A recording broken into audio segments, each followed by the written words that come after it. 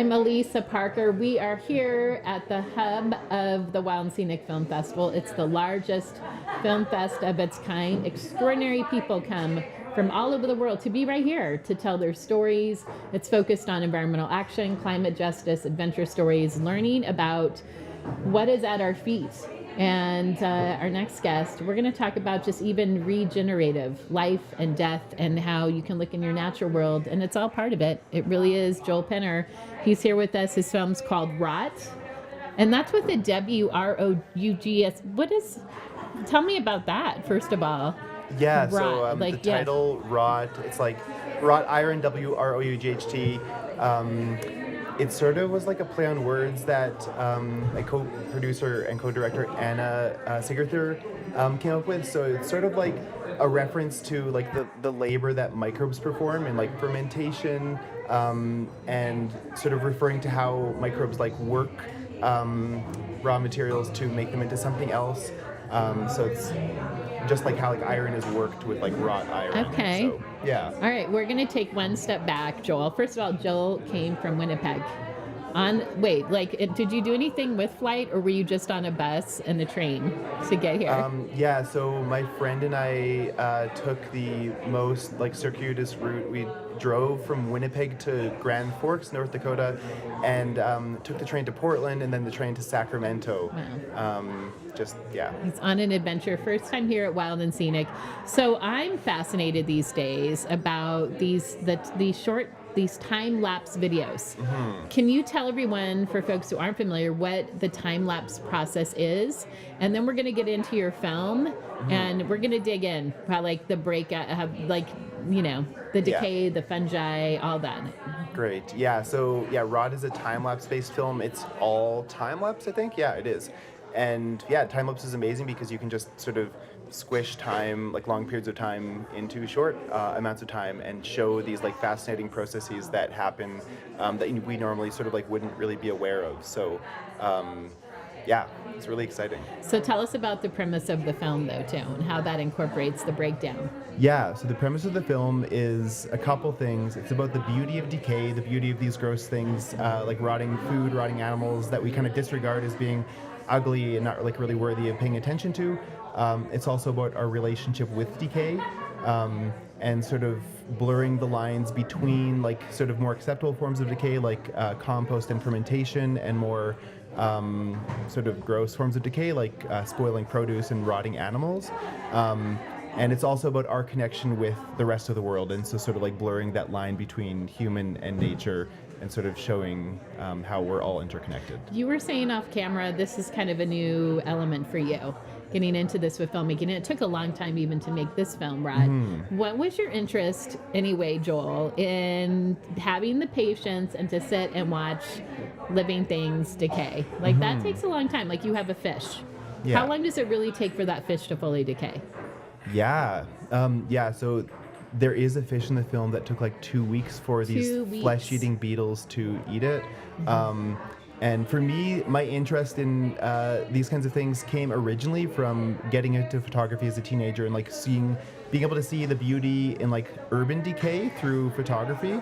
And then from that, getting into like botanical decay and stuff like that. And the film sort of came about because I was interested in like the beauty of these things artistically and conceptually, and then Anna was sort of interested in like the fermenting aspect of it and like the philosophical conceptual aspect. So we decided to make a film together. Let's talk about the philosophical aspect and watching this, and there is a beauty to it actually in watching that process, because it's something that we just kind of like oversee it, I think, often. Mm-hmm. We don't think about that process, and the decay and regenerative. It's necessary to decay in order to it helps create compost. It helps grow new things, mm-hmm. right? There's a life within that, mm-hmm. right?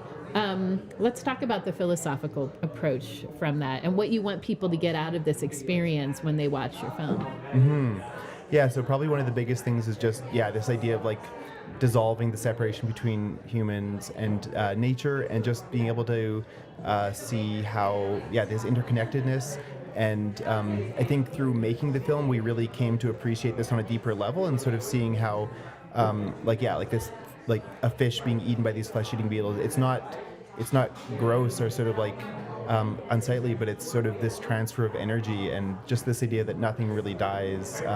This cycle of life is sort of encompasses everything, and I think especially with climate change and stuff, we're seeing like very like disturbingly our impact on the natural world, and so hoping that maybe seeing the film can help people to become more in tune with these processes and with this connection that we have with the world that does exist and that climate change is showing us. Joel, creating this film has taken you on your own extraordinary journey. You have a little mushroom pin you're wearing. You said you were just in Chile. Can you talk about how this experience of creating this film has changed your life? Yeah. So the process of making the film was sort of like really exciting in terms of delving into all these concepts and photographing all these amazing things. But also like it's a lot of time working by yourself or with like minimal human contact, especially during COVID. And so film festivals and stuff have been really exciting in terms of just like seeing people around the world and like seeing the film make people like inspired and like touch people in certain ways. And so it's kind of been the opposite experience of this like solo or like very like limited process of working on a project. Right. I would think especially with the work that you're doing just to create this, like how many different living forms were you featuring in this film? Like that in itself takes a long time, right? Like take us through it. You sit there, you have your camera set. Yeah. And what is that process like? Yeah, so we have, I don't know the number of like species we have in the film, but it's a couple dozen. We actually have at the end of the film a list of credits to the organisms in the film, sort of to like portray them as sort of like actors in the film. But yeah, it's a really fascinating process working with them because you really get a sense of how these like simple organisms are actually like quite complicated beings in their own right. And so yeah, gave me a much greater respect for these simple organisms that are very complicated. And fungi is it's more and more people are talking about it now, and they are like one of the oldest organisms of our planet. I also say they're like these alien beings, right? But they've helped tell us more about that because I think that's so important for people to know. It's such an integral part of why we are here today. Yeah. So the fungal aspect of it has been really interesting, and as you're referring to, there's been this like fungal renaissance, and as you said before, Wrought is now in this exhibit in Santiago, Chile, at the Museo Interactivo Mirador, which is all about fungi and all about this like newfound appreciation for them. And so I think the film also wants to highlight just the role of fungi in regeneration, and they're such like enigmatic kind of like displays of their role in nature and how they connect organisms. They live underground for a long time. They pop up very like randomly. It's fascinating. The mycelium highway. It's part of all of us, whether you like it or not. It is. Joel, it was such a pleasure meeting you. And when is the film screening? The film is screening tomorrow at 3 p.m. In the experimental shorts block.